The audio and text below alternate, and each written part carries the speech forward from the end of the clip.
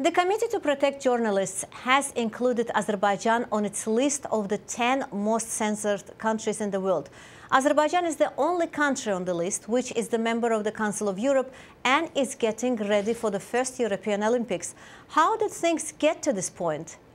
The record of Azerbaijan when it comes to press freedom has been notoriously abysmal.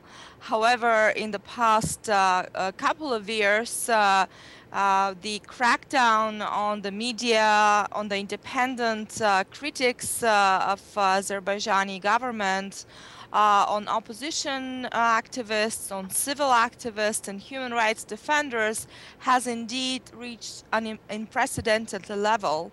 The main source of information in Azerbaijan, the broadcasting media, were especially the international media who were available, were banned from broadcasting. And so even alternative sources of information are very scarce.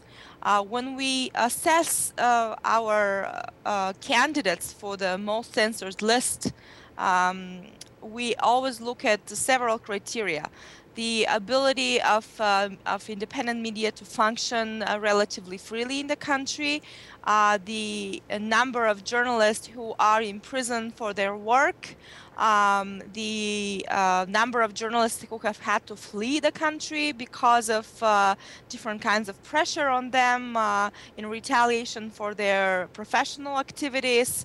We look at ability to access the internet and alternative sources of information, and so on and so forth. And in Azerbaijan, Azerbaijan really marked all of these criteria, and in the worst possible way.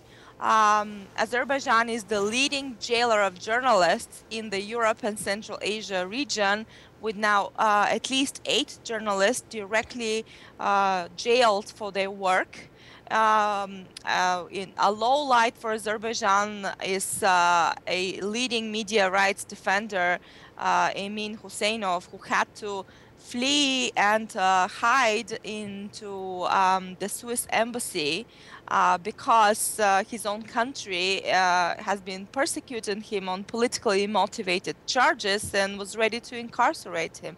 So the conditions are really dismal. We didn't think twice but to include Azerbaijan in this list. What are the areas of the greatest concern?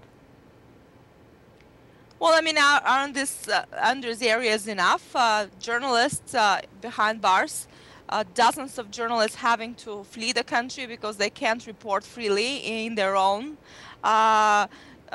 Media, independent media, shuttered by authorities on a various number of politically motivated charges, and their families harassed in many cases that we have documented, debilitating prosecutions, paralyzing of activities of non-governmental NGOs.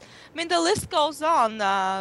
We can talk about this for a long time, and I can still go on with that list. Nina Ognianova, a group of international organizations that include CPJ issued a letter to the European Court of Human Rights calling on the court to prioritize the review of 9 journalist cases from Azerbaijan.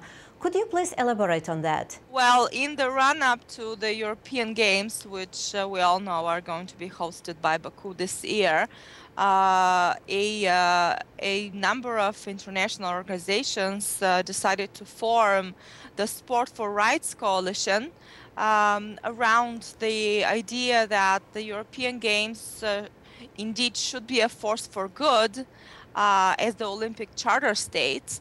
And so the EOC and other international leaders have to press Azerbaijan to adhere to its voluntarily assumed international commitments on human rights and to fulfill its obligations on press freedom and human dignity. Now, in this run-up, we have seen not a relenting of pressure on the media, but rather an increased harassment and censorship.